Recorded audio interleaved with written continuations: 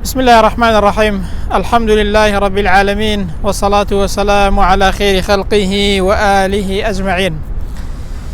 برزان لشاري رسول الله صلى الله عليه وسلم، سلام رحمة مهرباني خواهي پروردگارتان لسر بيت.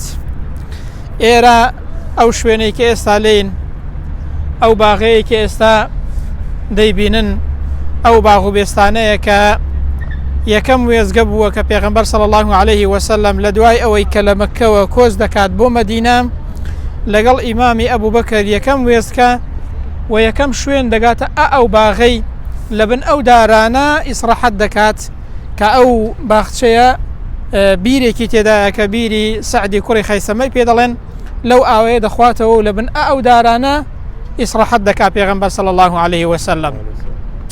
بستانی مستەظیلیشی پێ دەڵێن بۆ چی وای پێ دەڵێن لەبەرەوەی کاتێک کە ئەنسارەکان هاتن بۆ ئەوەی کە پێشوازی لە پێغەمبەر بکەن صلی الله عليه وسلم دەچوونە لای ئیمامی ئەبوبەکر پێغەمبەریان نەبینی بوو. ئیمامی ئەبوبەکریش بە پۆشاکەکەی خۆی سێبەری لە پێغەمبەر کرد صلی الله عليه وسلم. ئەنجا خەڵکەکە زانیان کە ئەو پێغەمبەری خوایە صلی الله عليه وسلم وەکو ڕێز و حرمەتێک بۆ پێغەمبەری سێبەری لەسەر سەری کرد، سێبەری بۆ کرد، گەرما بوو. زانیان کە ئەو پێغەمبەر صلی الله عليه وسلم ئەوجا خەڵکی مەدینە ڕۆژانە دەهاتن لێرە لەو باغەیەوە چاوەڕوانی پێغەمبەر بوون صلی الله عليه وسلم تاوەکو دەگاتە مەدینە و تەشریف دێنێت. ئەوە بوو کە ڕۆژێکیان پیاوێکی جوولەکە لە شوێنێکی بەرزەوە بینی کە پێغەمبەر صلی الله عليه وسلم لەگەڵ ئیمامی ئەبوبەکر ئەوە تا خەریکە دەگاتە ئەو باغەیە و دەگاتە شوێنی خۆی. بۆیە هاواری کرد گوتی ئەوەی کە چاوەڕوانی دەکەن هاوڕێکەتان ئەوە هات. خەڵکی مەدینەش هاتن لێرە پێشوازیان لە پێغەمبەر کرد صلی الله عليه وسلم. پێغەمبەر لەو باغەیە دابەزی و لە لای ئەو بیرەی ئاویان دەخواردەوە و لە سێبەری ئەو بیرەی لە سێبەری ئەو دارانە ئەو دارخورمانە ئیسراحەتیان کرد و چەند ڕۆژێک پێغەمبەر صلی الله عليه وسلم لێرە مایەوە. ئەو باخچەیە کە باخچەی سەعدی کوڕی خەیسەمەی پێ دەڵێن هەر یەکێک لە هاوڵان منافەسەی بوو لەسەرەوەی پێغەمبەر ببێتە میوانی کێ.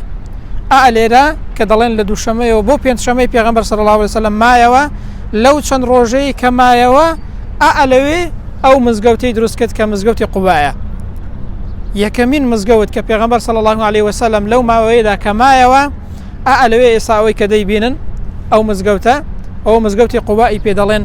پێغەمبەر صلی الله عليه وسلم لەو چەند ڕۆژەی کە لێرە مایەوە ئەو مزگەوتەیە دروست کرد، یەکەمین مزگەوت کە ئەو مزگەوتەیە پێغەمبەر زۆر خۆشەویستوە. چەند ڕۆژێک لێرە مایەوە لەو باغە ئەو مزگەوتی قوبایی دروست کرد کە پێغەمبەر زۆر ئەو مزگەوتەی خۆش دەویست.